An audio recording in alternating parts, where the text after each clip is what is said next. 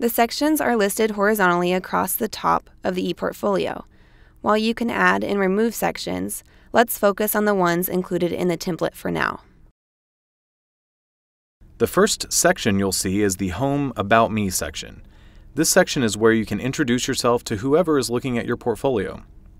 You can mention your basic information such as hometown, major, and year. You can also include any hobbies or interests. We recommend placing a professional photo of yourself on the page to make it more personalized.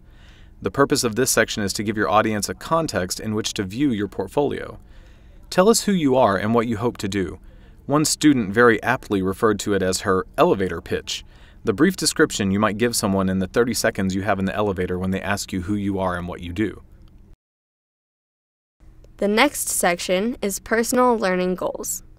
This section of the portfolio asks you to reflect on what it is that you actually want from the college experience. What kinds of learning experiences do you want to have? What skills or competencies do you want to develop? What ideas, subjects, or topics do you want to explore? Explore these questions in this section of the portfolio and come up with a handful of goals that you have as you start your college career.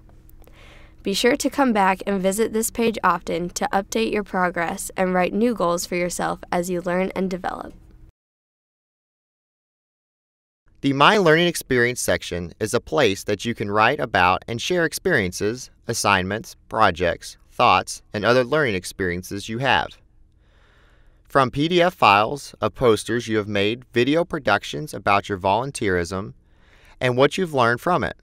The My Learning Experience section is a great place to showcase meaningful artifacts from your experience as a student and a learner. Be sure not to upload everything you do. Think of it as though you're curating an exhibit in a museum. Highlight the most interesting pieces and be sure to give an explanation and context to your visitors.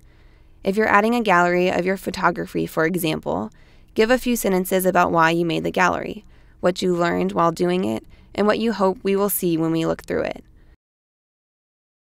Note the two sections within My Learning Experiences, courses and co-curricular experiences. This distinction allows you to include learning experiences that occur both inside the classroom and outside the classroom. The TCU Learning Goals section applies your learning experiences to the TCU Mission Statement. This allows you to connect what you've been learning on a small scale to the large-scale mission statement that unites the university. Here at TCU, we believe strongly in our mission statement, and you can see it broken down into 4 categories here on the left. As you reflect on your time here as a student, try to identify ways in which your work, leadership, scholarship, and creativity have supported each of the 4 components. The resume section is where you can post a copy of your resume for viewers to see. Even if you feel you haven't done much yet, go ahead and start a resume. It will be much easier for you to add to one as you gain experiences and skills than it will be for you to remember everything you've done and start from scratch when a potential employer asks, "So, do you have a resume?"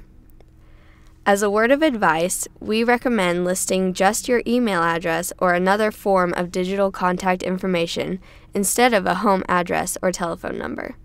Since this will be available online to people who search you, if you choose that privacy setting, there is no reason to provide a home address, and it is much safer to simply give your email.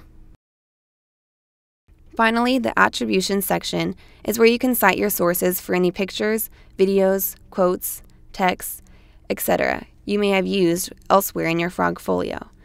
Attributing your sources is a very important part of digital citizenship and a great habit to start making now.